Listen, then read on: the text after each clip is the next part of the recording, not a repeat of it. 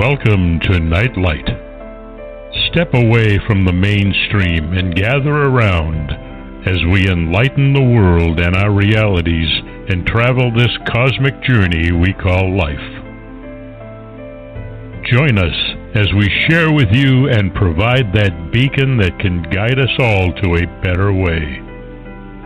Explore with us as we examine a metaphysical montage of spiritual insights, covering everything from the mundane to the magical, UFOs to unicorns, and everything in between.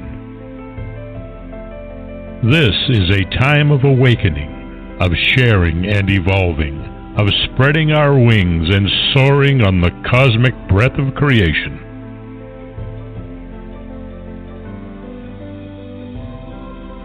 Come and join with other light-minded spirits as we weave our lights together to seek understanding, enlightenment, and, with a little luck, some wisdom.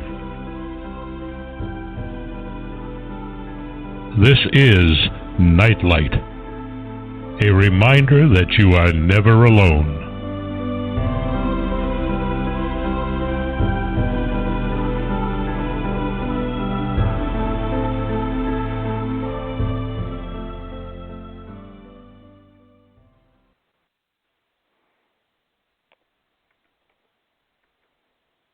Tonight's show fits in perfectly with Ken's synopsis of what we do here on Nightlight. You may have heard our guest recently on Dudes and Beer, Weird Realities, Conspiracy Unlimited, and you'll be hearing more of Wallace with Richard Sirrett. And tomorrow you can hear the debut of Wallace being on Victor Furman's Destination Unlimited at 8 p.m. Eastern on Alm Times. But all these big shows were just setting the groundwork for Nightlight Part 2. Wallace Wagener Jr. is our guest tonight. He has been a lifelong Christian, but a UFO sighting in 2016 gave him a new perspective on the traditional Methodist and Baptist teachings. Wallace's book is entitled Crossing the Crevasse and should be in your library. You can learn more about Wallace by going to his website, crossingthecrevasse.com. Hey, Wallace, thanks for being our guest tonight. Hello, Mark. How are you today? Oh, I'm fine. It kind of had like a spring-like day, so yeah, it's great. Isn't it? Yeah, just putting more distance from winter is fine with me. So same here. Yeah. The groundhogs seem to be pretty accurate this year, but yeah, we got through those six weeks, and maybe he'll be beamed up for the next 46 weeks till we need to hear from him again. But okay, let's find out who Wallace was prior to 2016. Well, I was a conservative Christian, brought up with Methodist background and Southern Baptist background, and fell in along the lines of just being an evangelical, pretty much conservative Christian. And then, as you mentioned, I had a sighting in September of 2016 here in this county, which is Bedford County, Virginia. And it really caused me to back up and remember that I had read Chariots of the God back when I was in high school, back in the early 70s. and I'd kept that in the back of my mind. But that's not what I've been taught. But here's this craft right over my head. So it really affected me, not initially, but as I started doing studies, I realized that, you know what, there's a lot of stuff in this book that just doesn't jive the way it's been brought to light. So I kind of went back and did a reevaluation of a lot of verses and have come to some different conclusions. So let's just say that I fully believe now that UFOs are in the Bible, and they've been with us for a long, long time. Okay. When you were growing up, probably a lot of people read Chariots of the Gods. It was really influential book right after its publication in 68, somewhere thereabouts. Mm-hmm. Okay. That doesn't necessarily mean that you took every one of Eric's words to heart, but were you really interested in UFOs and approaching 50 years ago, or it's just like kind of like a passing interest, because you watched a few Star Trek episodes as well? Well, I certainly love Star Trek. Mark, I was a Trekkie since 1966, so I guess I'll fit into that classification. But I was really just more interested in science fiction per se. My mom and I used to watch science fiction movies all the time, and there were a lot of good ones back that were made in the 50s and 60s, many of them what we call B movies. And, The Earth Stood Still, that's one of my favorites. But as far as actually believing in UFOs, I had an open mind. I would say that, and certainly Eric von Daniken planted some seeds, but they certainly did not sprout. I mean, when you're bombarded with all this information, which nothing pertains to crafts or UFOs, and even if UFOs are out there, I belonged in the group that would tell you that they were all strong delusions or from the devil.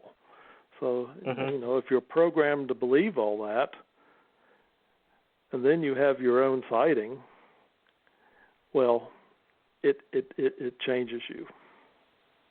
Okay. Not for the bad. Not for the bad. It just changes you. Right. So, we're just kind of setting the stage for what you have documented in your book about, before and after. So, okay, let's talk about your sighting. What was going on that day in 2016?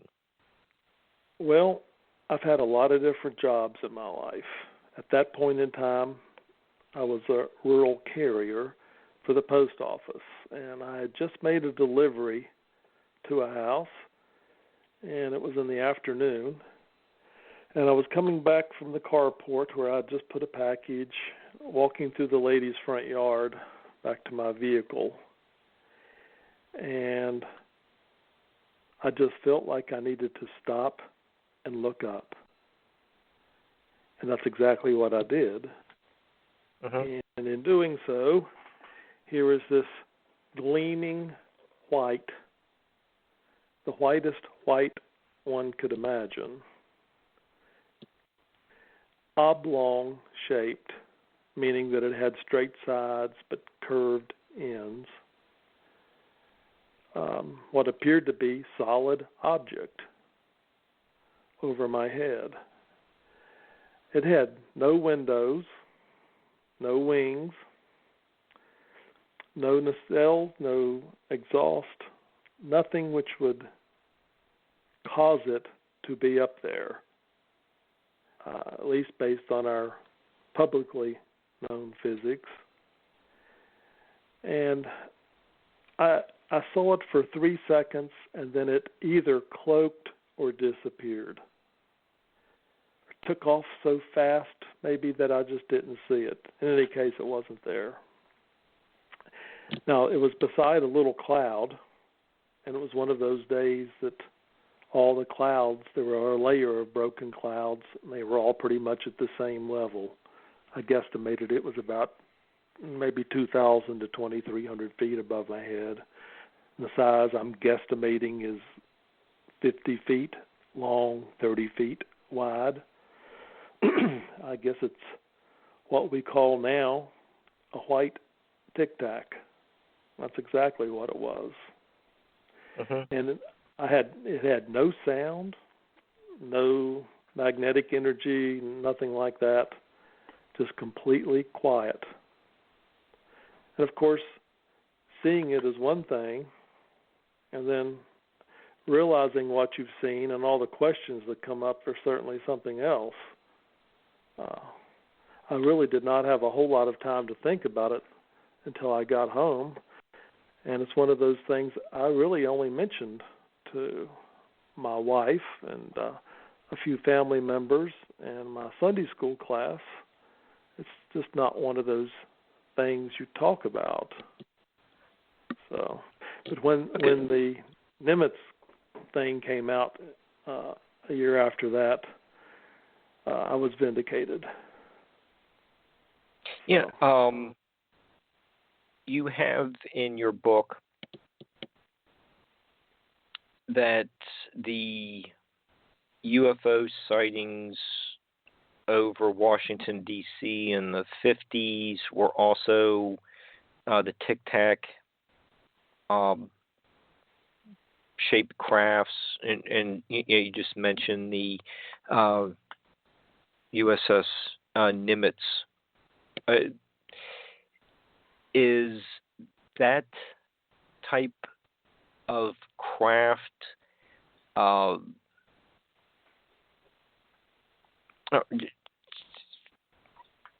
something that's just been reported over the last 70 years, or have they been documented going way back in time? Well, that's a good question. That's why I'm really highly paid. Yeah, go ahead. I work hard to come up with questions like this. Well, it depends on how you interpret maybe like what Zechariah saw with the flying scroll.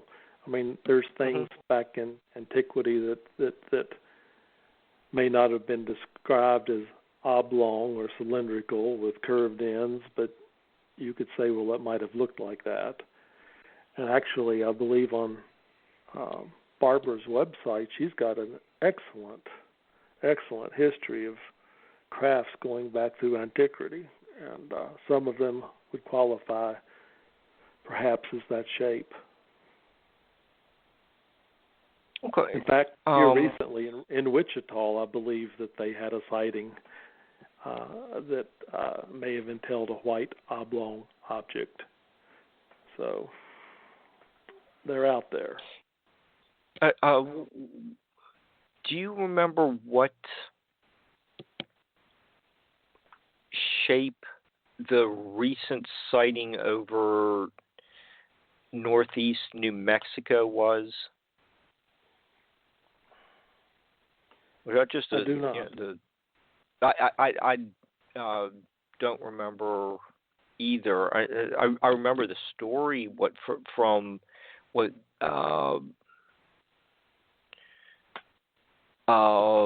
about 10 days, 2 weeks ago. I think we just called it flying saucer or whatever. I don't know if the news really went into a lot of detail. I just heard about it. I thought, oh wow, okay, it was a recent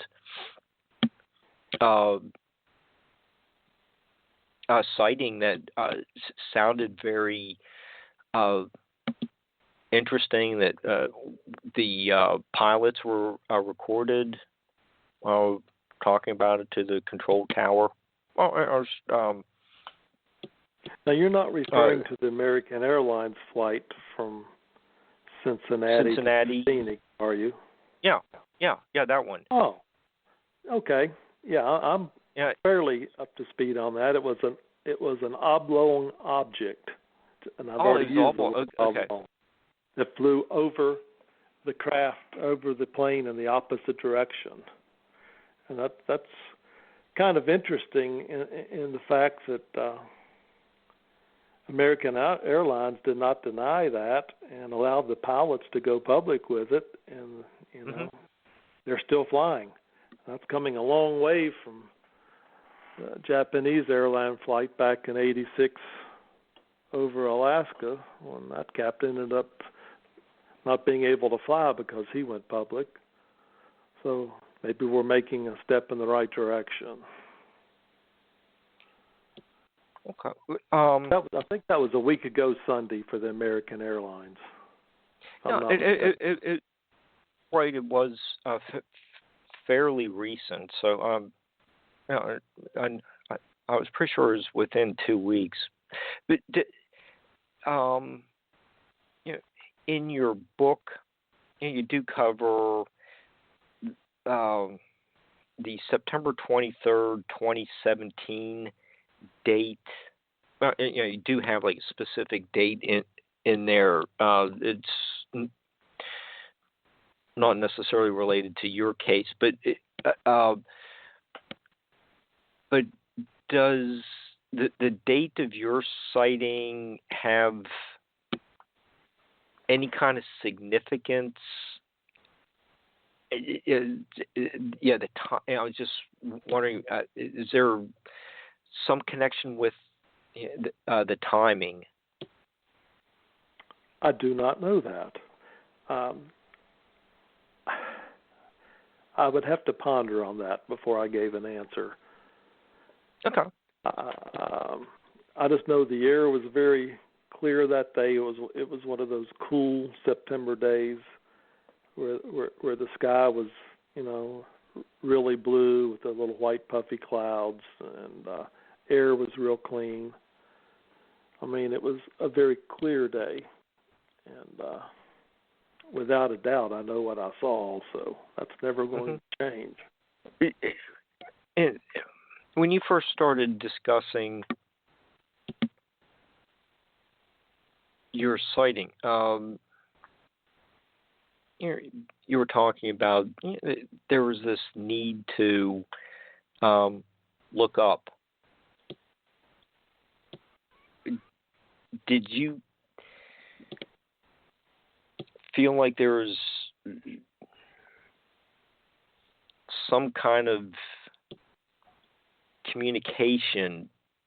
You felt like a presence, like one of those kind of like paranormal type experiences going on that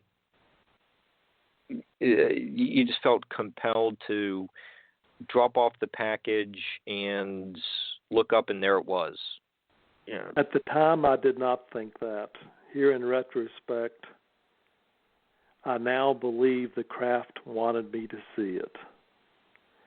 And when I say they in the craft, assuming it wasn't a drone, I don't know who they is exactly, us or them, but I do feel that it wasn't me who wanted to stop and look up. I just felt somehow that I was connected with to stop and, hey, look up and see me. You've always wanted to see one, or always questioned whether they really existed. Here I am. So I got 3 seconds worth.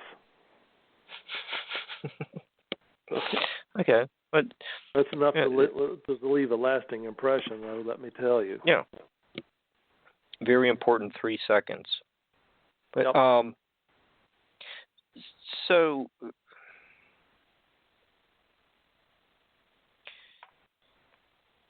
Was there, after the 3-second sighting, was there a gradual or fairly sudden need to right crossing the crevasse, or did it take a while for the experience to sink in? It took a while to sink in. That's a good way to put it. And it took a while to go back through the Bible and re-examine everything that I had questions on, and stuff that I was taught that was only partially true, and stuff I was taught that was not true, and talk to some people and realize that maybe I needed to share this, especially since the Nimitz thing came out. So, of course, COVID certainly helped that as well, being cooped up inside for what seems like almost an eternity now. Many nights and mornings were spent at the computer, let me tell you, some at 3:30 in the morning. So, re-examining things, reading things, getting input, reading some books that tied in with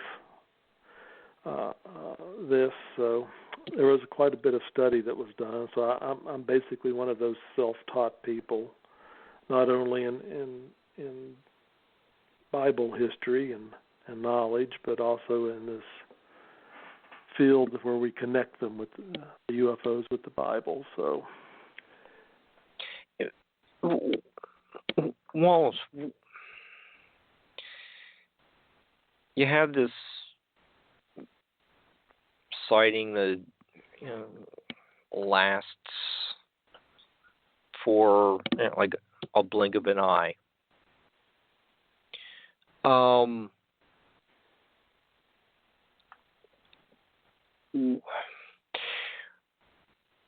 How do you have you thought about, like,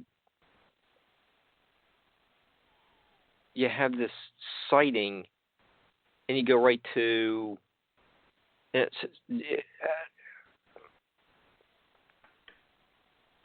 re-evaluating the Bible?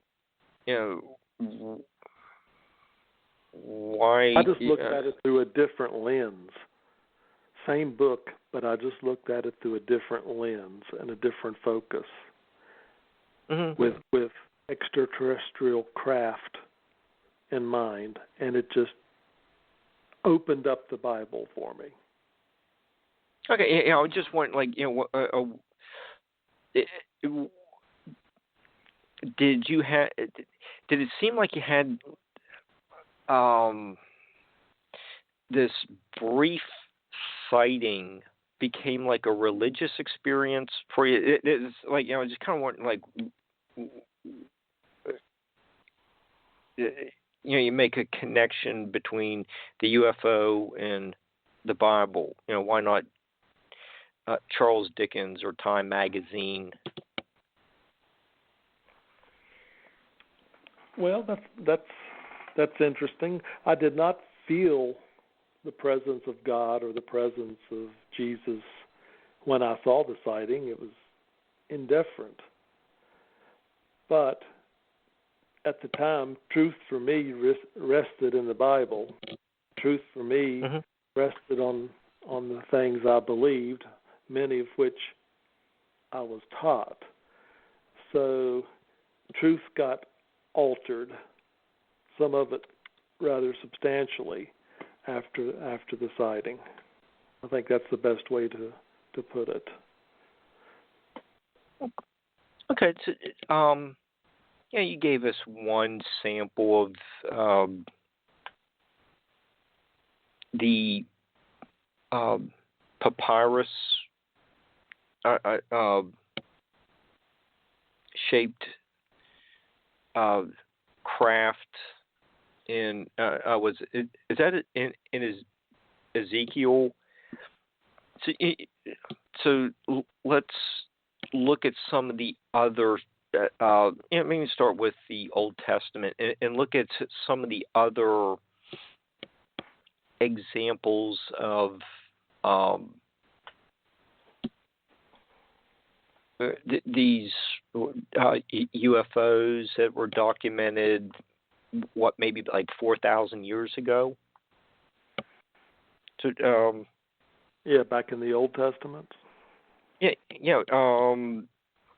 you write pretty extensively about the Second Kings. Okay. I thought that was an interesting one. So let's kind of look at that example from the Old Testament. I make mention of 2 Kings chapter 6, going through verses, 15 through 18. So our listeners can catch up. It's 2 Kings chapter 6, 15 through 18. And I look at this because of the fact that it's cloaked crafts. Now, before I start reading this, we have to keep in mind that chariots of fire are crafts, or UFOs. I intermingle the term because I've been taught by a professor here locally from Liberty University that, quote, we use the term crafts because it's less threatening. So I'll just go ahead and use crafts. I will read that now. Okay. When the attendant of the man of God had risen early and gone out, behold, an army with horses and chariots was circling the city. And his servant said to him, and this is Elisha, this is hopeless, my master. What are we to do? And he said, do not be afraid, for those who are with us are greater than those who are with them. So then Elisha prayed and said, Lord, please open his eyes so that he may see. And the Lord opened the servant's eyes, and he saw. And behold, the mountain was full of horses and chariots of fire all around Elisha. And when they came down to him, they were up in the sky, Elisha prayed to the Lord and said, please strike this people with blindness. And that's exactly what happened. And the point I'm trying to make with this, I had read it in the past and not made the UFO or the connection with cloaked crafts, but the servant, of course, was not a prophet of God. He was a regular human like all of us. And those crafts were there all the time, but he could not see them until Elisha prayed to God so they would appear to the servant. And I found that interesting. There's some other verses that relate to that. That say that those who respect or fear the Lord have these angels around them. So I make a connection also in my book, Mark, that not only does God fly in a craft, but so did Jesus and so do the angels. Mm-hmm. So, okay. We'll get to those examples here shortly, but okay. But this cloaking device seems like the author of the Second Kings book seems to be portraying some kind, like what we're talking about the star of the show, with Star Trek, or there's like you can make like the stealth bombers, or these crafts that don't show up on today's radar. The technology's there. People can see the crafts at different times, but they suddenly appear in the Bible to a group of people, but they didn't see them just a second earlier. The author seems to be aware of some kind of high-tech engineering from thousands of years ago. I cannot disagree with that. That's an astute observation. And I think you made an interesting point about it. Like I when I had my Old Testament class, that was 15 years before Ancient Aliens even came out. So are you that really old? Wasn't. Yeah, they're the Earth hadn't just cooled, and the dinosaurs didn't just come onto land. So it wasn't that long ago. But when I was taking the Old Testament class,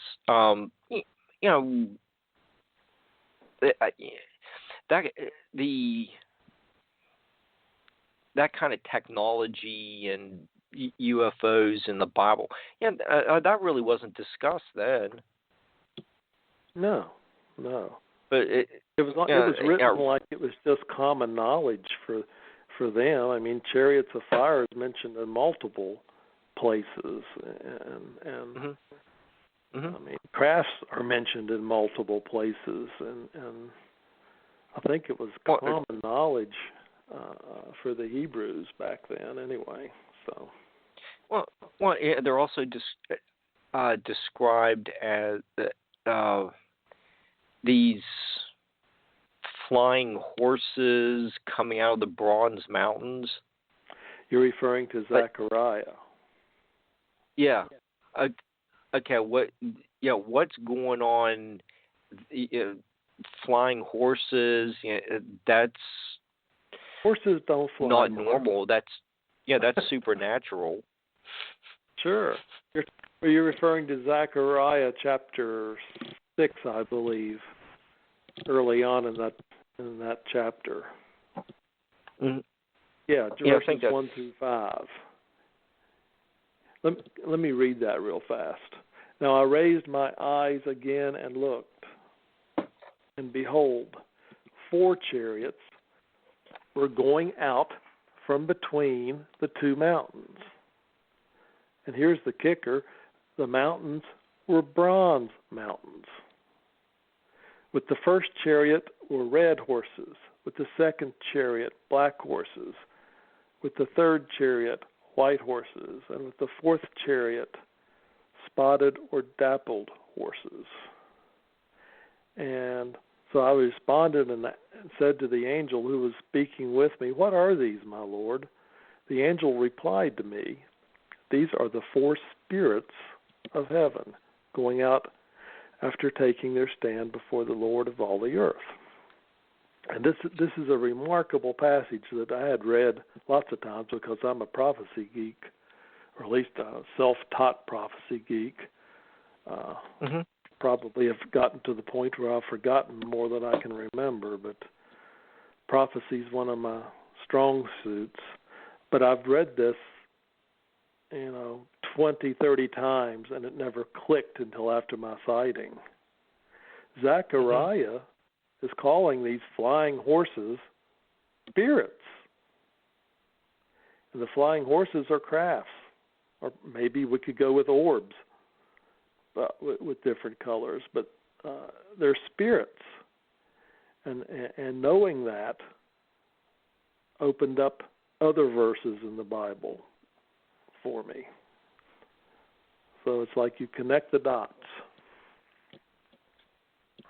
Yeah. Now that you mentioned orbs, yeah, they're associated with the Phoenix Lights case. Yep. I think that's and what? They're associated with a lot of things, Mark.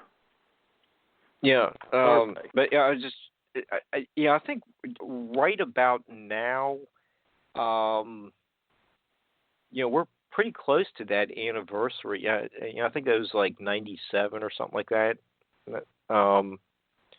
It was in March. I remember that.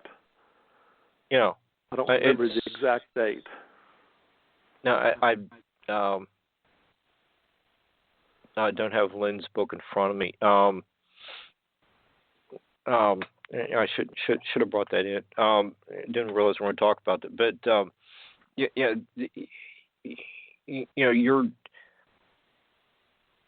description from Zechariah, whenever that was, I'm not finding the date on when that was written. Okay, that was probably, I don't know. No, it's back around 500 BC, somewhere back. Yeah, I was going to say maybe 1,000, but that might be a little too old. But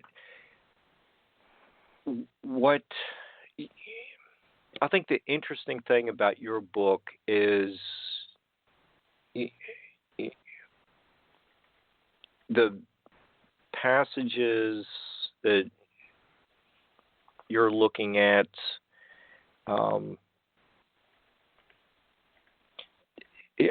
There does seem to be something supernatural going on. The flying horses would be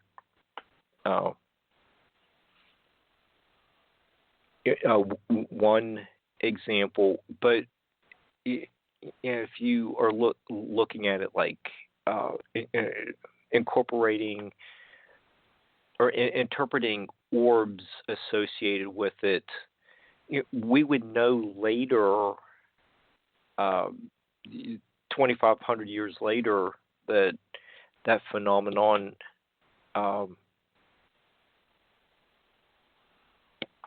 it continued to happen. That is very true. The orbs have shown up with crafts. They've shown up with people who've been abducted into UFOs. They've shown up out in fields forming crop circles. And they've just shown up out of the sky coming out of crafts. Sometimes either merging with other orbs or separating into two separate orbs. So there's just a lot of orbs out there, and they come in a lot of different colors as well. Some are white, some are red, some are orange, some are green. Just found that rather interesting. And to this day, no one's been able to come up with an explanation other than a ball of plasmic energy. So there you have it. Okay, and if there's some other passages like in Proverbs 8, the earth is described as a sphere.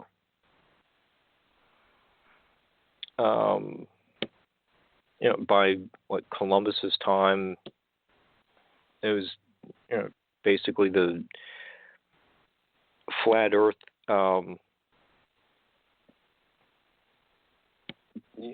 theory was the mainstream thought. But how did whenever Proverbs was written, you also have it's also in the book of Job. How did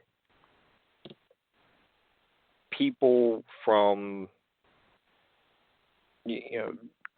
ancient times know the Earth was a sphere without viewing it from space? They didn't. Yeah. Well, kind of back. I don't mean that to be a smart answer, but there's no way they would have unless they were up in the sky and could look back down. I mean, I look at Isaiah for proof that the Earth is round or sphere. If I'm not mistaken, it's somewhere in chapter 40 of Isaiah that mentions something about he who sits above the circle of the earth. And I remember reading the Hebrew word for circle. You pronounce kug, and that kug actually meant a sphere. So it's he who sits above the sphere of the earth. So Isaiah wrote that.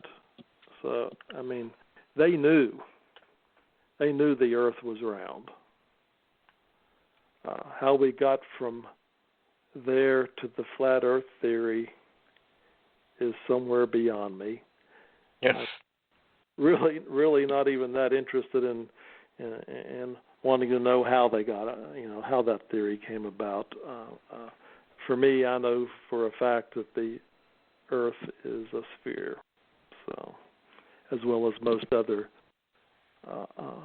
planets and what we call moons. So. Okay.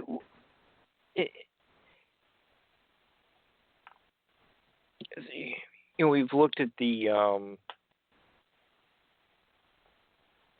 flying chariots, flying horses. You also draw our attention in your book to judges about fought the stars. That's a good one. So, yeah, I when I was reading your book, I was like, "Ooh, wow, okay, that's pretty interesting." And can you tell us a little bit about that one? Because it sounds like we could go into Vimanas. Judges 5 is also known as the Song of Deborah and Barak. Some Bibles have that listed there as a subtitle. It goes something like this, and I'm just going to paraphrase from 20 and 23. The stars fought from heaven. From their paths they fought against Sisera. Curse Meroz, said the angel of the Lord, utterly curse its inhabitants, because they did not come to the help of the Lord. This creates, for me, more questions than any of the passages we've talked about so far. First of all, stars fighting from heaven. Well, stars don't fight. You have to realize, and I've come to realize from my self-studies, that any light in the sky at night that moved was called a star. So these lights fought from heaven against Sisera. They left their courses to fight. That's the key. That's interesting. In other words, they knew certain stars went across the heaven at night, along with the constellations and whatnot. But these stars left their courses to come and fight against Sisera. And then we read Curse Meroz. Well, you go to your commentary, as all of us good Methodists and Baptists have done, and all these pundits seem to think that Moreau's referred to a geographical place on this planet, perhaps a town or location. But no one knows where that town or location is, so there's immense disagreement. Now, you go to the Jewish Talmud, and guess what you find out? What's that? Moreau's is a celestial object. It's not a town or a city or a location on this planet. It's another world. And with that in mind, now it makes sense. Curse the inhabitants of that world, said the angel of the Lord, because they did not come to help the Lord. And then you question yourself, well, if the Lord's fighting, that's up in heaven anyway. So this battle, Cicero might have been down here, but for them to help, that would have come from the sky. So, of course, Moreau's is a celestial object or another planet. And I found that interesting. The Jewish faith has an open mind on a lot of the what we call crafts in the Old Testament, and this is one case where I believe they have it right. Okay, so if we're talking about some of these stars battling, you have the destruction of Sodom and Gomorrah. There's some supernatural stuff going on in that scene.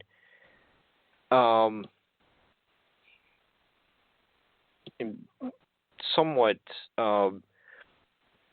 related to the this battle scene is how Moses looked like he was changed after coming down from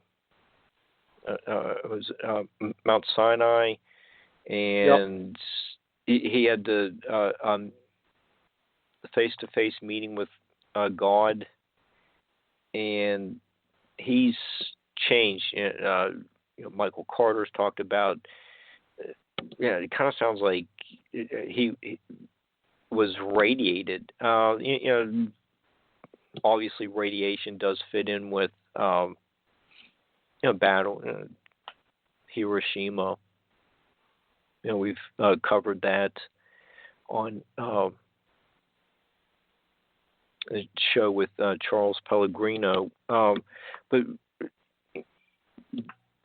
that interpretation of radiation poisoning does sound like it could be very plausible. I totally agree. I view that it would fit in. Commandment thing as an encounter. I used to read it as an experience with God. I kind of look at it as he had an encounter with God, and those were some of the effects of the encounter. The Bible makes it very clear that he was changed, physically changed. He radiated. He glistened, and some of the text, not in the Bible, actually said he had to wear a cloth over his head. He was physically changed. That fits in with, and we could apply that to is Mohenjo-Daro the right place that had the like glass? The sand was turned to glass, and the Vimanas were seen battling over that area. Is that the same? Is that the right place I'm thinking of? Cause if it's not, correct me. But I know that there's been sand turned into glass in the sands in Egypt. Okay. Well, yeah. There. I think there was like one in. It takes immense Turkey heat or to do that. Yeah. There's a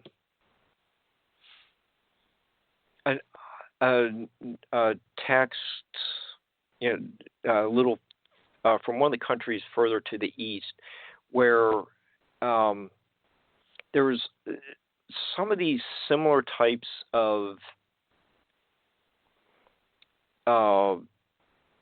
like high-tech weapons seem to have been used, and it was all documented. What really seemed to be going on thousands of years ago. It's not just the Old Testament that has these few examples of some pretty weird stuff going on. It's kind of throughout the old world. That is correct. It's in a lot of cultures. Specifically, if you look at Buddhism and Hinduism, it's full of that. Wars in heaven. Mm-hmm. The such. Yeah. It's real. It's just a really fascinating subject, and I think we can make probably once we get into the next hour, I think we make some other connections where we're seeing similar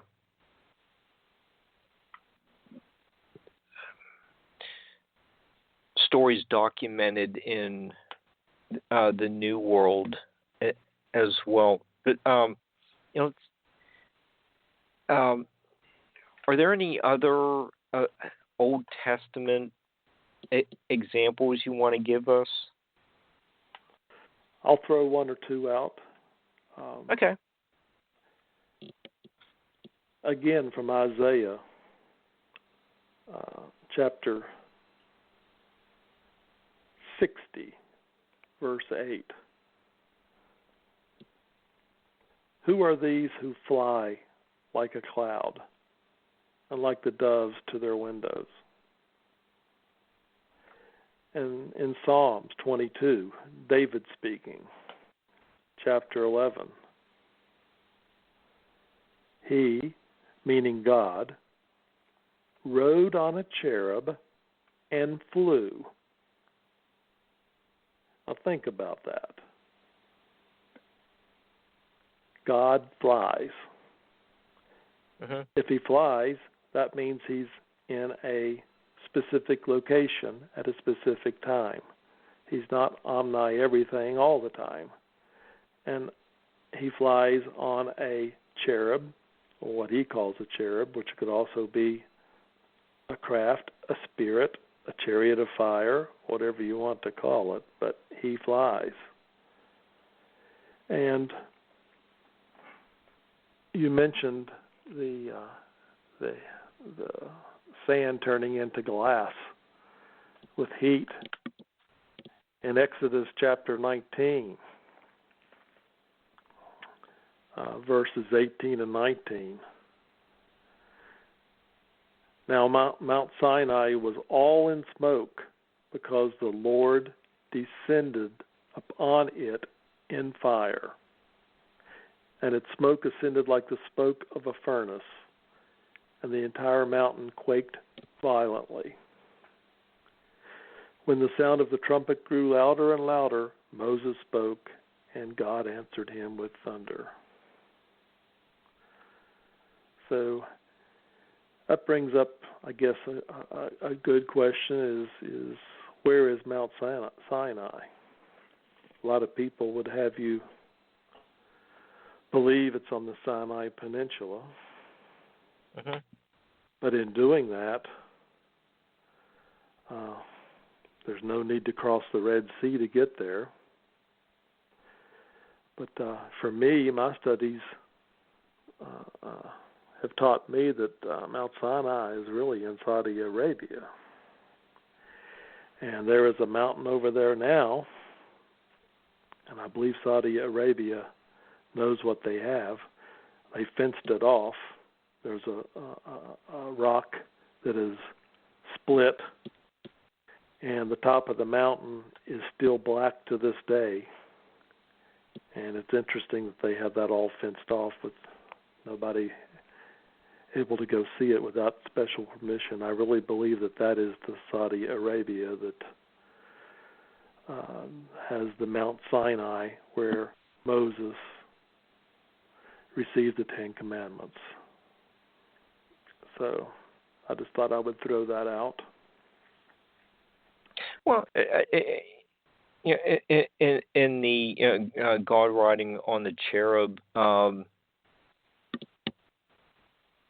and just talking about Saudi Arabia, it's not all that much of a leap to introduce the flying carpet. It's all about, all about the same thing. I'm not going to disagree with you there. You can look at Vishnu, you can look at Krishna, you can look at a lot of the gods from the Eastern religions, and see all kinds of flying things, including carpets. Yeah. So,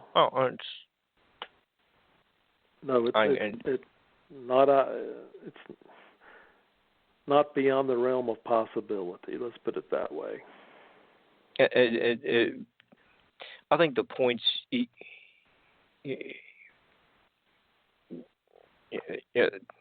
have lots of examples in your book, and just the few that we've covered, just from the New or Old Testament, do sound like just different terms for the same thing. But sure, it really is. In the past, certainly it never clicked, but now that now that I have had the sighting, it opens up my eyes, and that's kind of why I, one of the main reasons I wrote my book. I came from the realm of people I'm trying to connect to in the book to get them to open their eyes, like what happened with me. Okay. And there's one more place in the Old Testament, Mark, that kind of dictates or kind of indicates that God flies, and it's in 1 Kings chapter 19,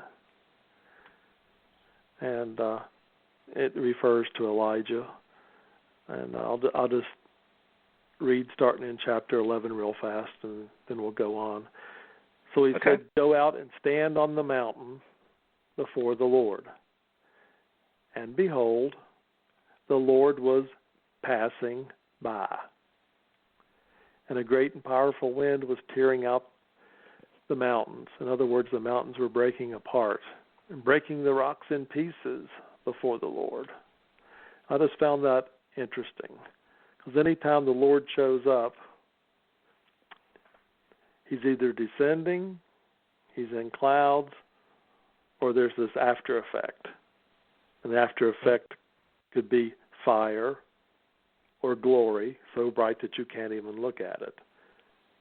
It's not like he's an invisible spirit that's everywhere all the time. He's in a craft which moves. So I just wanted to throw that out. No, but it is reminiscent of what you were talking about with the cracked rock in Saudi Arabia that has the fence around it, and it's kind of like the same there idea. was a picture of that online, so maybe the listeners could look that up. I had saved it, but I've lost it somewhere in between switching computers. But it's out there, and I think Ron Wyatt had a lot to do with bringing that to our attention. So, okay, let's look at some of the New Testament examples. Where to start? Yeah, it's you do make us aware that when we get into the New Testament that Jesus's life has all these supernatural events at major stages of his life. So, since he's the focus of the New Testament, let's take a look at the evidence that people were writing down about 2,000 years ago. Sure. You mentioned major life events. That's when he was born, when he was baptized, when he was transfigured. There were crafts involved. Matthew chapter 2. All through the start of the chapter, basically we read about the Magi. It's the only book that really talks about the Magi. And they followed this star from the east to Bethlehem. And then they meet with Herod, and they follow the star from there to directly over where Jesus was born. So they had two encounters with this so-called star. And it really was not a star. Stars don't act in that fashion, and nor do they start and stop. And it was a craft, and it stopped right over the birthplace of Jesus with the Magi. And at that point, they bestowed their gifts. So that's where we'd start. And then you got to consider when Jesus was baptized. And that's a pretty interesting, at the River Jordan, interesting scene. Jesus came up immediately from the water, and behold, the heavens were opened. Well, what does that mean, the heavens were opened? I mean, it always means they could see something they didn't see before. And he saw the Spirit of God descending as a dove and settling on him. This is a case where spirit is a craft with God in it, descending down from heaven right over top of Jesus. And then we get the proverbial voice from the heavens that says, "This is my beloved Son, with whom I am well pleased." How many times I just thought that Spirit was just, that's just the Holy Spirit. You can't see it. You can't touch it. It moves like the wind. That's what that is. But no, that's not what that is. That is a craft containing God, and God speaking from the craft as he does so many times. Same thing with the Transfiguration in the next book, in Mark chapter 9, verses 2 through 8, if our listeners want to catch up and open to that. I use the New American Standard Version. It goes like this: And 6 days later, Jesus took with him Peter, James, and John, his inner circle, and brought them up on a high mountain by themselves. And he was transfigured before him, and his garments became radiant, and exceedingly white, as no launderer on earth can whiten them. And Elijah appeared to them along with Moses, and they were talking with Jesus. And Peter responded and said to Jesus, Rabbi, it is good we are here. Let us make 3 tabernacles, one for you, one for Moses, and one for Elijah. For he did not know how to reply, for they became terrified. Then a cloud formed, overshadowing them, and a voice came out of the cloud. This is my beloved Son. I'll just stop right there for the sake of time. It's a case where the cloud is hiding the craft. It's not a case where the cloud is poisonous or dangerous for the 3 disciples. The cloud is hiding the craft, and God is in the craft, and God speaks from the craft.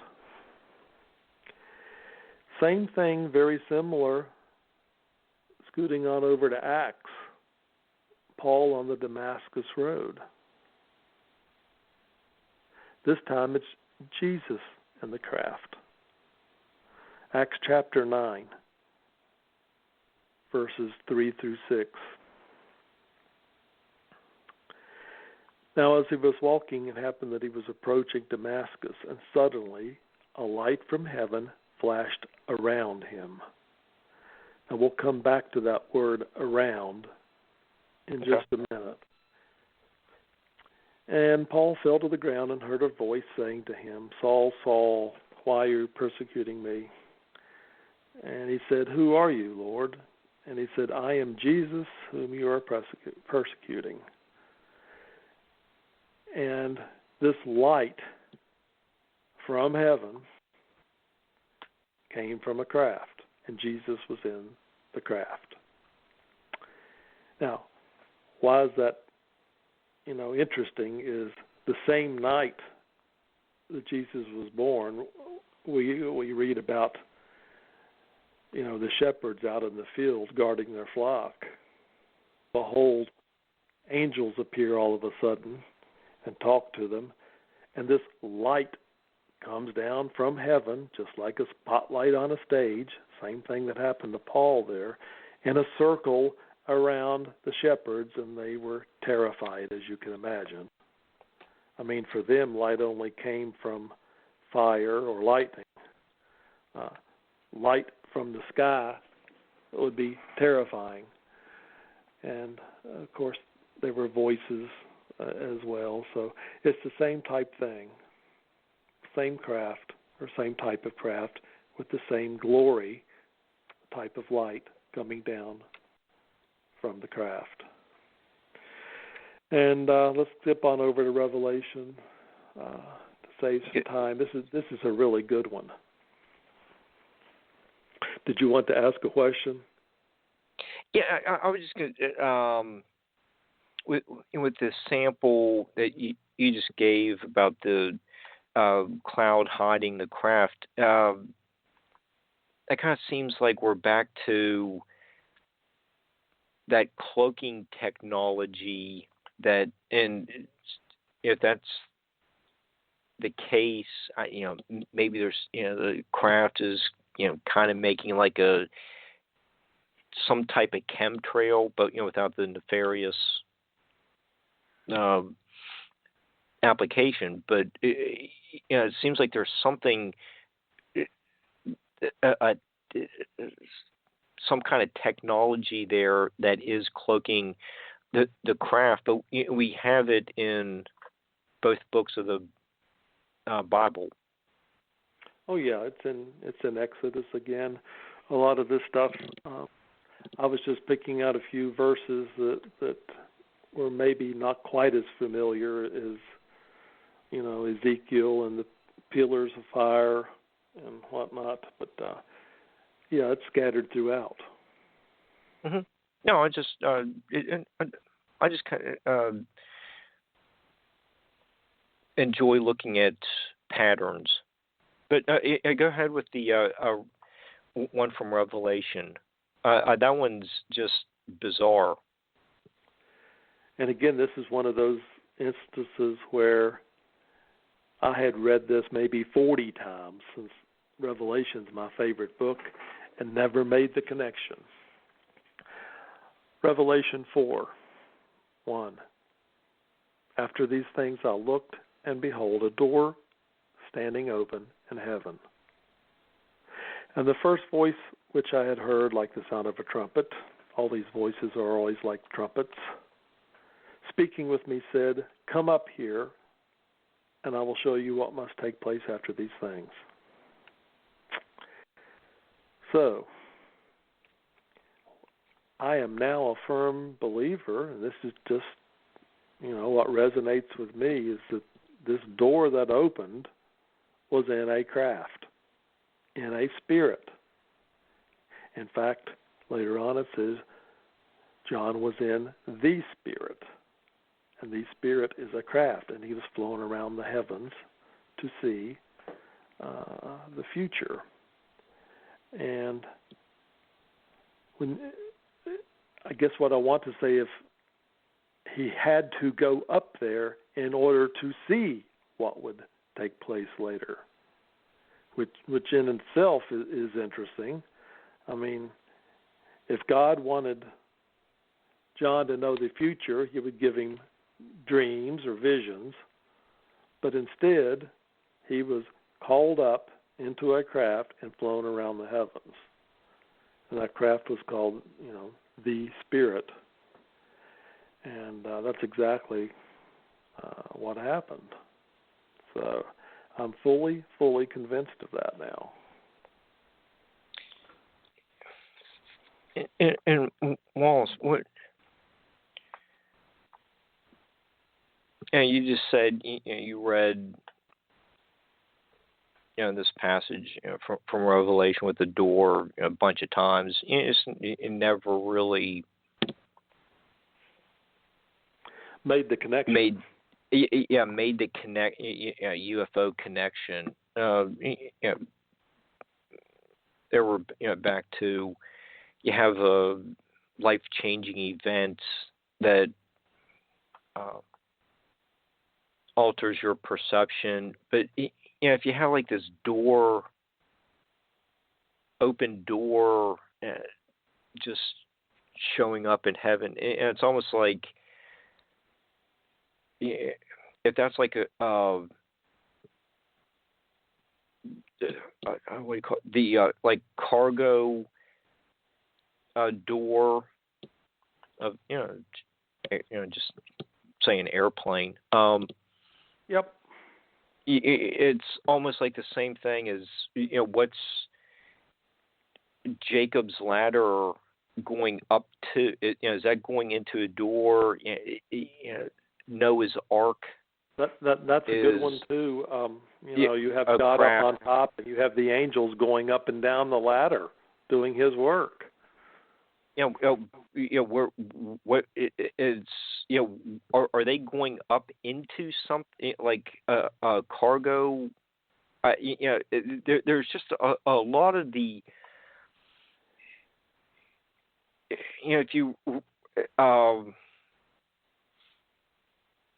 read some of these passages, there really is some bizarre stuff presented in the Bible. Just no other way to describe it. Sure. But were the authors just accurately depicting what they saw? Well, I'll tell you what. Coming from a conservative background, most people would take their Bible literally. But when they would read something like this, they would think the door standing open in heaven would just be something like a scroll, and it just created an opening in space-time or something like that. This would be a case where they would not take it literally. The same thing with Jacob's ladder. But it's the case for me now that I do take it literally, because it's exactly what he saw and exactly what was written down. So for the evangelicals out there, how do you take your Bible so literally, believing every word is from God, and you're told this door standing open in heaven with a voice in it says, come up here into that door, and you're flowing around the heavens? I mean, I don't know how you can get around that. The same thing with the ladder, like you mentioned, with God up on top and the angels doing his bidding, going to and from the earth, up and down the ladder. The angels are in crafts too, in my humble opinion, because if Jesus is in a craft and he's coming back a second time whenever, and he's going to bring all these thousands and thousands of angels with him, and they're all going to be lights, just like stars, lights in the sky coming from the east. They're all going to be crafts. So the whole sky is going to be full of crafts when Jesus makes his return. Which makes me also wonder, Mark, and I'm really going out on a limb with this, but with the rapture, basically you're taught that people are just going to disappear, and the people that are left behind initially aren't even going to know what happened. But what if it's crafts taking people up off the earth and moving them to another planet? Then we would see what was happening. It's just something to think about, especially since this so-called rapture is kind of in chapter 14, in the middle of Revelation, and there's still people, on the earth after that. So that's just something to think about. I'm now wondering about that, where I hadn't before. Just getting beamed up into different crafts could be an explanation for the rapture. And if you just look at Matthew says in his book, in the Mount Olivet Discourse, chapter 24, that angels do the reaping. And we've already mentioned several times tonight, these angels are in crafts. So it's these crafts that's going to be doing the reaping with the angels in control. Just like when Gabriel flew in swiftly to Daniel. He flew in a craft, plain and simple. It's just these angels are in crafts too. All these heavenly beings and heavenly hosts are in crafts. That's our destination is in heaven too, according to Paul. So I can easily see us in a craft, whether it's just to be moved, or maybe that's something for us in our future. It's just things that I think about now that I did not think about before my sighting. Well, the crafts hovering over a certain area and like sucking people up into the bottom of the craft, it can be pretty scary. The Bible also has like zombie apocalypse type scenes, and then you get all the bizarre animals in the opening of the Book of Revelation, and it's no wonder that Stephen King calls like the Bible the scariest book, because there is just a lot of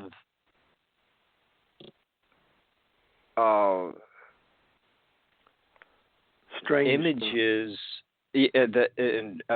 passages that are by rational explanation.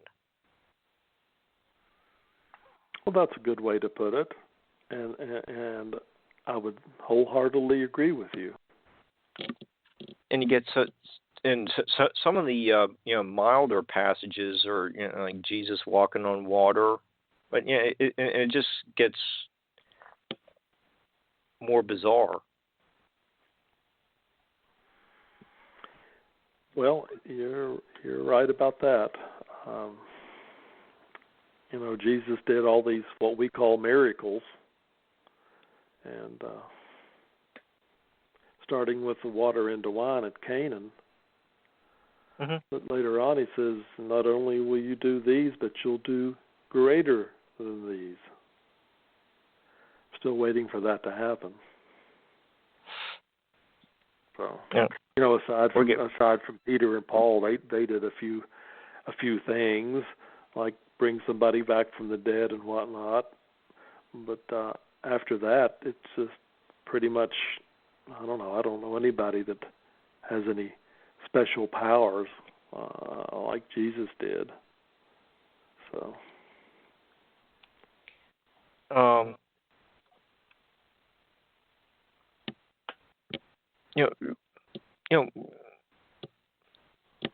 When your friends read your book, or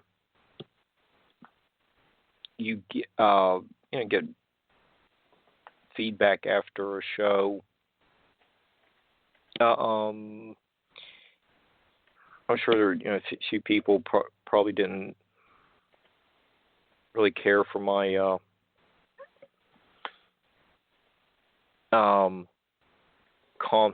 comment about incorporating Stephen King's views of the Bible, but it does fit. But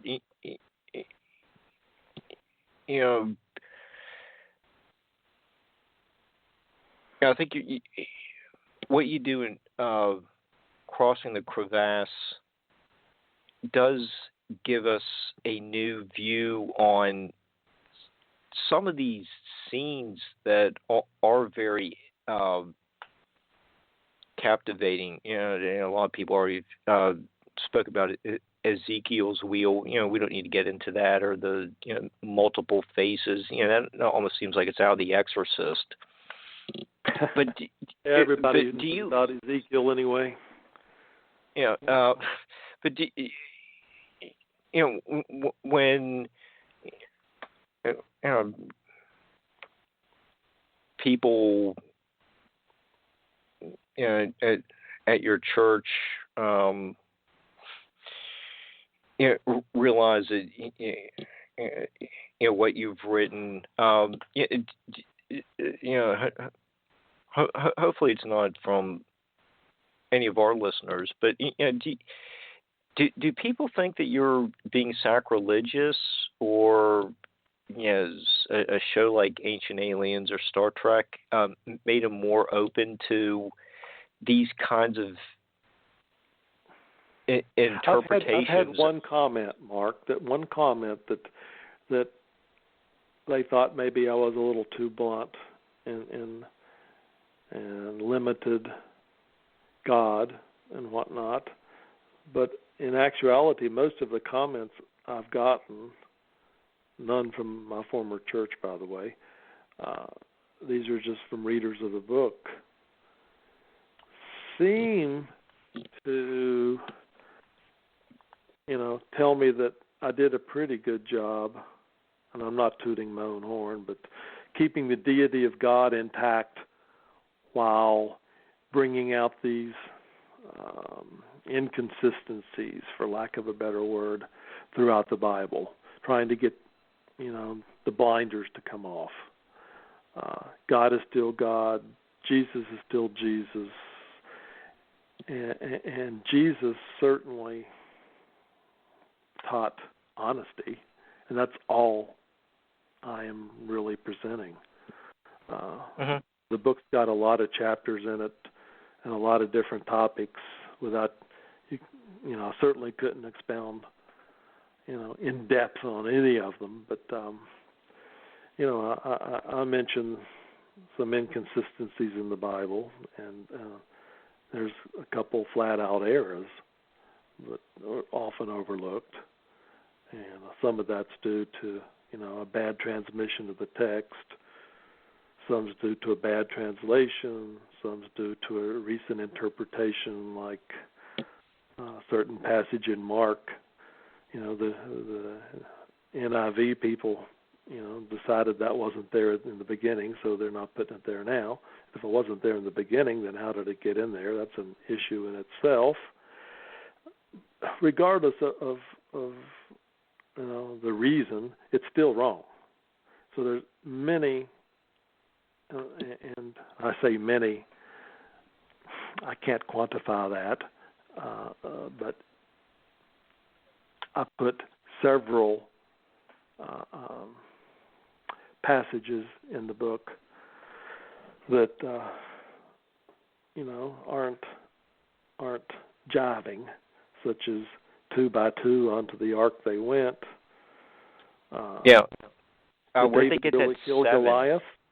So, there's another phrase in there that does not support that. But things like that are often overlooked. You get your narrative, and that's what you go with, and that's what pretty much the Christian religion goes with, is this certain narrative. And we really bring a lot of this on ourselves. And again, I even put a chapter in the book on this. Don't be a Sunday Christian. If you're letting what you hear from behind the pulpit become your truth, and the only time the book's opened is when you're in church or Sunday school, and it's closed the rest of the week, well, what you hear from behind the pulpit's going to become, your truth and your reality. And you really need to start checking things out for yourself and doing reading and studying for yourself. And in doing so, you will find that there's a lot of other explanations for a lot of things you've been taught. And, that long straight line is no longer straight. And the area between, not right and right is expanded to where, this could mean this and it can mean that, and these people say this means that, and this other group of people over here totally disagree. You've got to do your own study to realize that what we're being taught a lot is just a narrative that has been, pre-planned and has been taught all through the divinity schools and whatnot, and really hasn't changed since about 1600, since the Reformation. Mm-hmm. Okay. No, I understand. I went on a little tangent there. Sorry about that. It's okay. We still have about 30 minutes left. We fit some more fascinating information in. But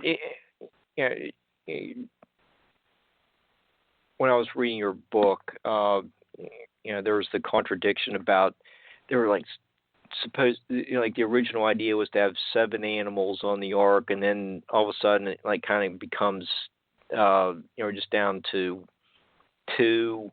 Not sure what happened. I don't know. Well, in Genesis, there seems to be. That's why. Even the Jewish people would tell you now, Moses really did not write Genesis. Let me repeat that. Moses did not write Genesis. Genesis is written by several people, and even one of the Jewish newspapers recently said Moses did not write it. There seems to be 2 sets of facts, and they're both put in Genesis. We're talking lineage, going down from Adam to Noah. We're talking several things, even the giants, let alone what went on, with what the children are taught today. 2 by 2 they went on the ark, and if you'll just move your finger over just a little bit further, you'll see that it's 2 for most animals, but for clean animals and whatnot, it becomes 7. So it's it can't be both. So if one's wrong, now I question, well then if one's wrong, there's a chance maybe they're both wrong. Really don't know now. And this happens throughout, not only in Genesis but other books, as well. And I make mention of David and Goliath. Same thing there. Everybody's taught that David killed Goliath, but nobody studies the other passages that relate to that and seem to contradict it completely. So you realize this from doing, I guess, your own study. You're not going to hear it necessarily from behind the pulpit. Right. Well, pastor doesn't want to contradict himself, but you do. Everybody together and on the same page. You realize the church is technically a business. Without money, they can't pay bills or salaries or power for that matter. So you have to keep those tithes coming in, and to do that, you have to keep everybody on the same level playing field and pretty much try to have them all be of the like mind. Unfortunately for me, they left the gate open, and I have wandered outside. So I'm an individual thinker now. Okay. Well, I'm kind of familiar with that, being put out to pasture too, but we'll say that for another show. But they left the gate open. Yeah.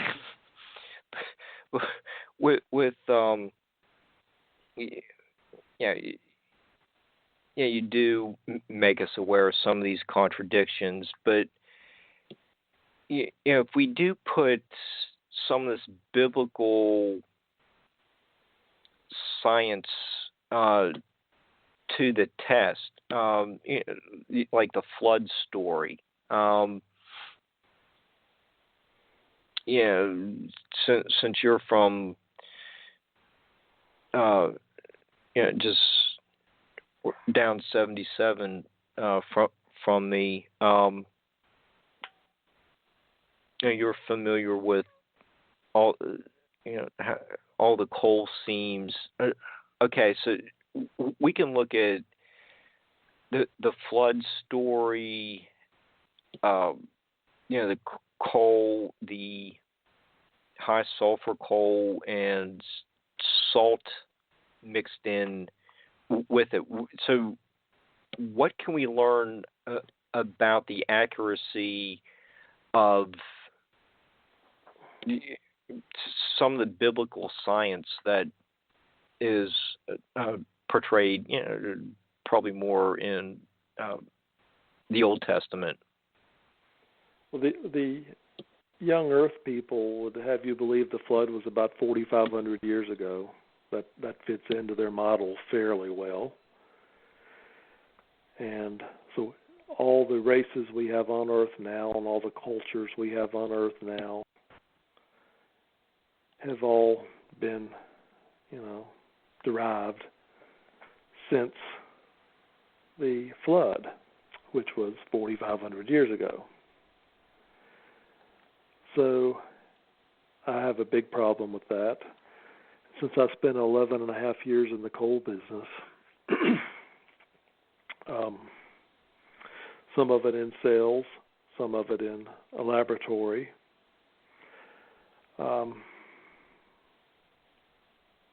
I guess I'll start off by saying, and this may surprise some of the listeners, there are no mountains in West Virginia. Everything's a valley.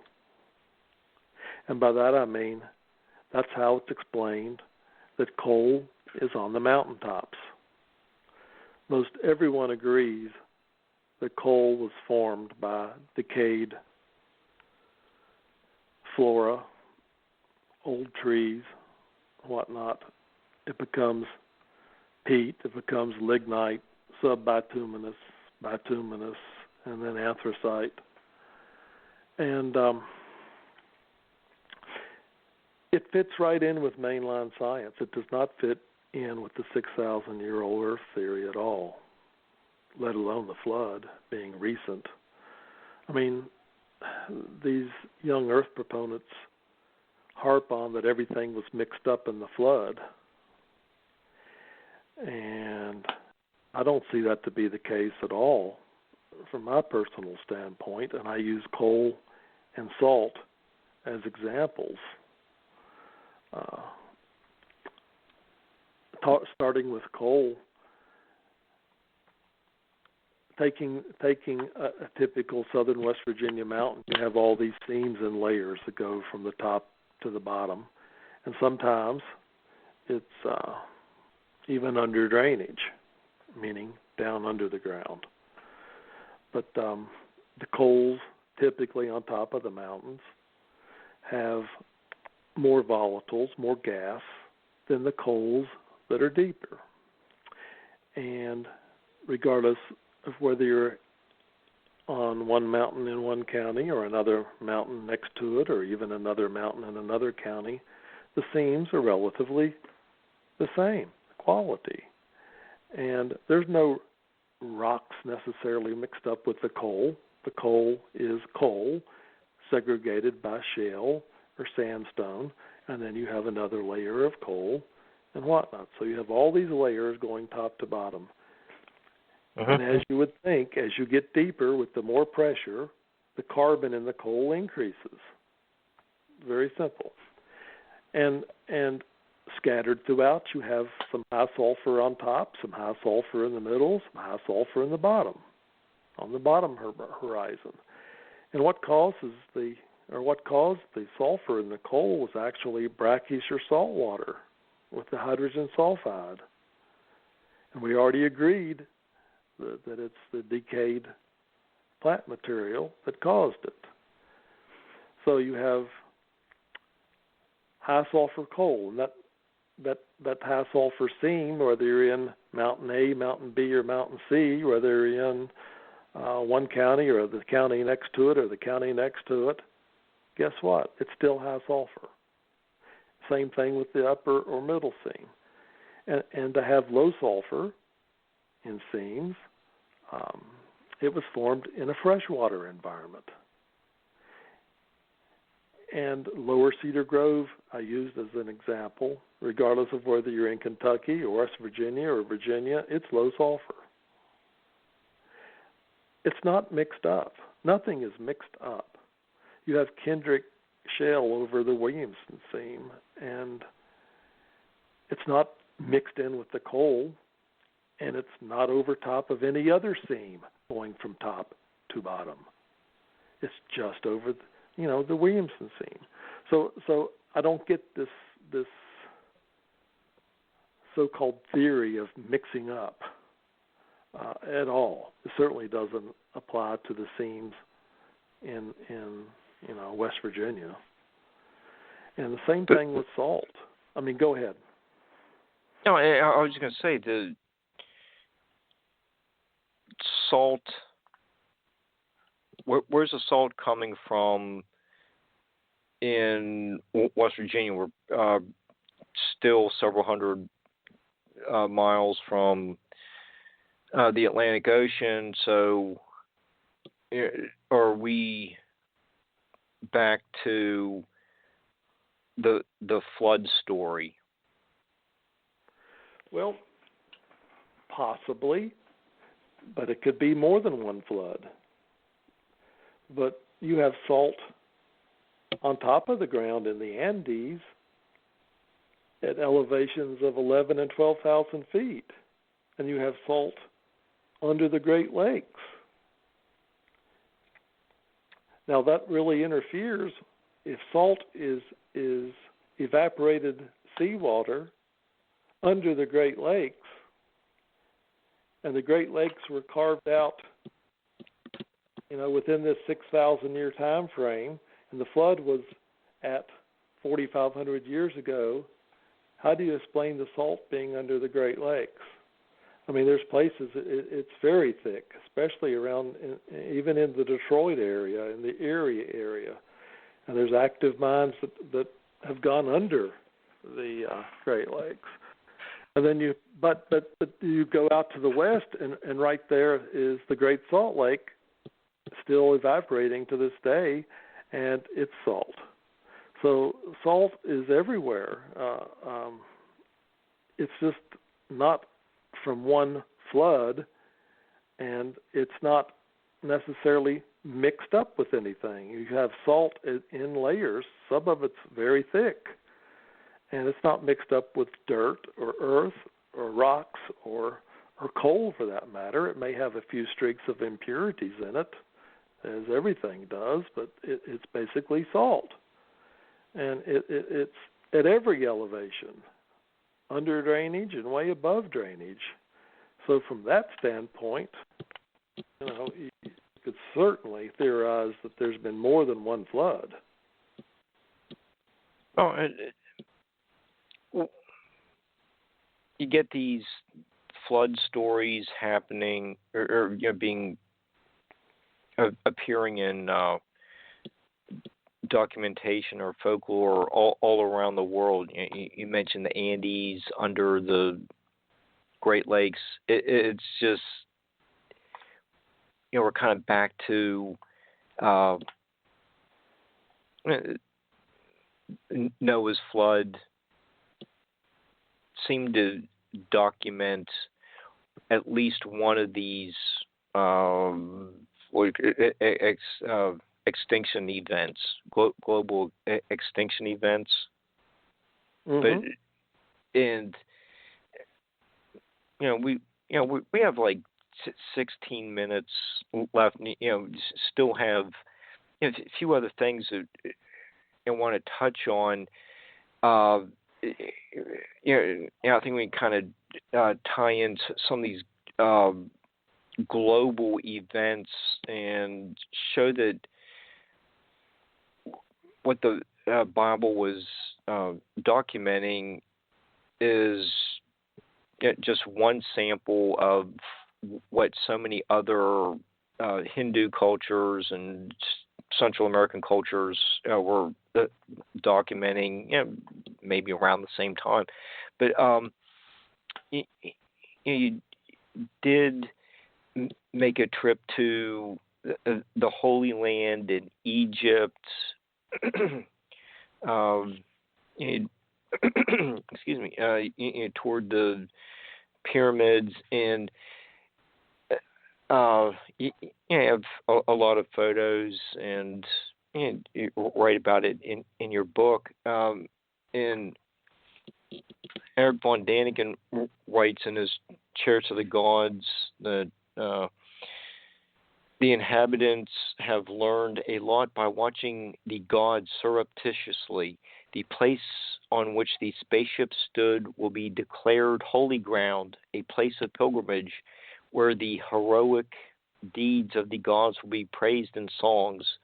Pyramids and temples will be built on it in accordance with astronomic laws, of course. Since shows like Ancient Aliens place so much emphasis on the pyramids as a place where all of a sudden there's just this renaissance just kind of emerges. Did you get the sense that where all the pyramids of Giza were built, the spacecrafts could have landed there? Possibly. And let me qualify that. There is a text in another one of the books that did not make it in the Bible, but actually says that when Christ returns, he will bring the Ben stone back with him for the Great Pyramid. The Great Pyramid has a flat top. It's debatable whether the Ben stone was there, and if it was there, it's certainly debatable on where it went to. So, that's possible. Did I get that feeling? The feeling I got was the pyramids were older than what we're led to believe. And, I talked to a lot of people over there, had guides, and you go on little mini tours and whatnot. But you're kind of taught the pharaohs wanted to outdo each other, and it was a learning process.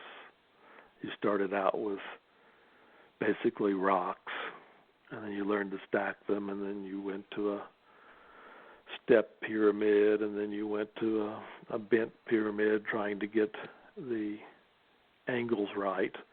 So they experimented some where the angles were too steep, and of course the foundation caved in, others, whatnot. But we ended up with the Great Pyramid based upon trial and error, and based upon pharaohs wanted to outdo, the one before them.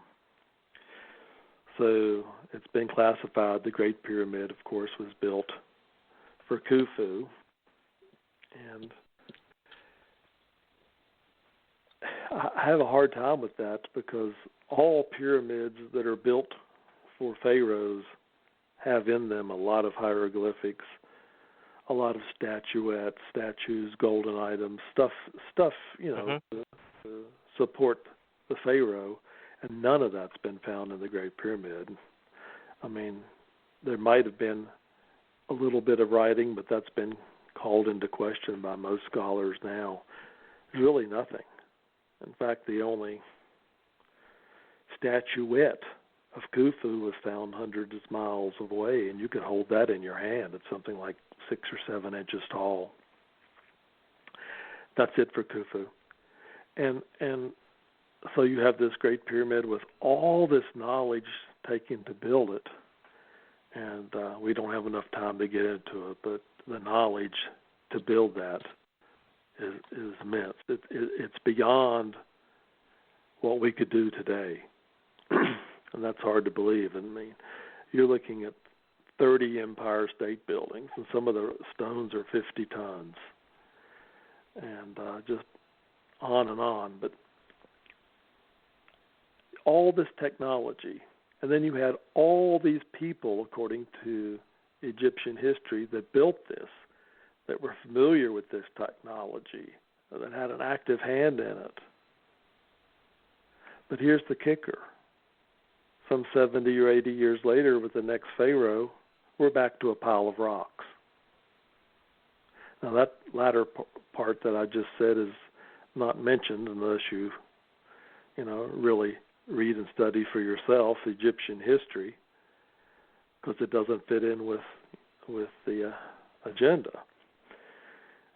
That tells me that the Great Pyramid is far, far older, just like the Sphinx, than what we are taught. And, I think it was the American prophet Edgar Casey who said that the Sphinx really contained the records of Atlantis under one of its paws, and we have discovered a chamber underneath the Sphinx. I'm still waiting to read that, permission's been granted to, explore it. It takes a long time to get permission to do anything in Egypt with any of the antiquities, as you probably know. There's also been a chamber found in the Great Pyramid recently. So I guess my point is I felt that it was made far back, and these gods from heaven were possibly involved to build it. Okay, well, and some of the Egyptian arts I'm not sure which museum it's in, and what temple, but you do get those depictions of Osiris as being green. We know, and further to the east, Krishna's blue. You have that. Is that Mayan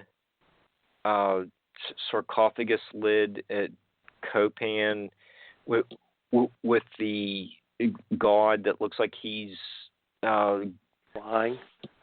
Yeah, driving some kind of craft. Yeah, isn't that wild? Yeah, it just seems like all these different examples that we've spoken about, like the tic tac patterns, that the saucer crafts. If we have a remaining minute, we can look at some of the paintings you include in your book. But it's also have the different species or races of aliens or angels, and it just seems like this is a pattern found throughout the world. Yeah, you try to work that in with the flood being 4,500 years ago, and everything, including these colored beings, would fit in from Shem, Ham, or Japheth. So just think about that. In 4,500 years, I don't see it. I mean, Egyptian history goes back close to 30,000 years. So, I mean, I don't get this recent stuff. And you're right, Osiris is often depicted as being green, especially on a lot of the the paintings and whatnot. And Krishna is often blue or black. And you would have a lot of people say today that's because he had a blood disorder where the hemoglobin couldn't release enough oxygen, to the cells, so you turn blue when that happens. But you have others that would say that he was really gleaming white, that only his neck was blue. So you have a little bit of conflicting, information on that. But I find it very interesting nonetheless. Yeah, and we're kind of getting a little short on time, but you do have depictions of crafts from various other time periods. From paintings, like there are also some. Trying to find the cloths where there's like a driver of a comet. You can't make this stuff up, Mark. I tell you, right. These pictures and depictions and paintings that go back, I mean, it's the same kind of craft we're seeing today. So why would they paint or put a craft, for example, in the magnificent tapestry back in around 1330? There's a picture of a typical flying saucer in the background. I mean, you wouldn't do that unless you had seen that and it was something important to you. I mean, it just goes on and on through the ages. And you're left to wonder, why isn't this brought out to the open, more often? It's the same kind of crafts in many cases that we're seeing today, that your typical flying saucer. There's a pretty good one in here from 1710 the baptism of Jesus, very much to what we had talked about, a craft in the sky, and here are beams of light or beams of glory shooting down on Jesus. Mm-hmm. You can't make this up. Is this a nightmare somebody had? Is it a vision somebody had? Or is this verbal information that's been handed down? Did somebody really see this? So it's amazing. It's the same type craft so often depicted today. Yeah, and the Serbian triptych looks like the guy driving the comet almost looks like the Copen sarcophagus lid, the miracle of the 13th century painting, the miracle of the snow. That looks like a fleet of UFOs coming over the horizon and hovering over the Vatican or something like that. Sure does. It sure does. Yeah, and you often see that other one from Serbia a lot, even on Ancient Aliens lately. Some people would say they're angels. Well, okay, I can buy that too. They're still in crafts, and they're piloting the crafts, and the crafts are going through the air. And if you look at it closely, behind the craft are these tails, or this maybe exhaust, if you want to call it that, or glory behind the craft. There's always something behind the craft which shows you which way the craft is going. So I found that very interesting. Yeah. It just seems like the X-Files was invented hundreds of years ago. It's not really a recent TV show. Hey, Wallace, we're down to the last couple minutes. Do you want to give everyone your website? And Sure. I just want to remind everyone, go over to Victor's Destination Unknown tomorrow. You can hear Wallace on there at 8 o'clock Eastern time. So, but give everyone your website, then we'll have to wrap it up for the night.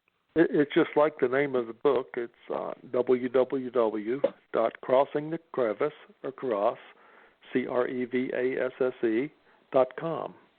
And from there you can see some of the shows I've been on and some of the shows that are upcoming, and you can get a pretty good synopsis of what's in the book. And there's also a link to go to Amazon. It's available on Kindle, Grayscale, and also have a full color book out there, which is slightly larger, like 8.5 by 11. So that's available on Amazon as well. Okay. Well, Wallace, we need to wrap it up there.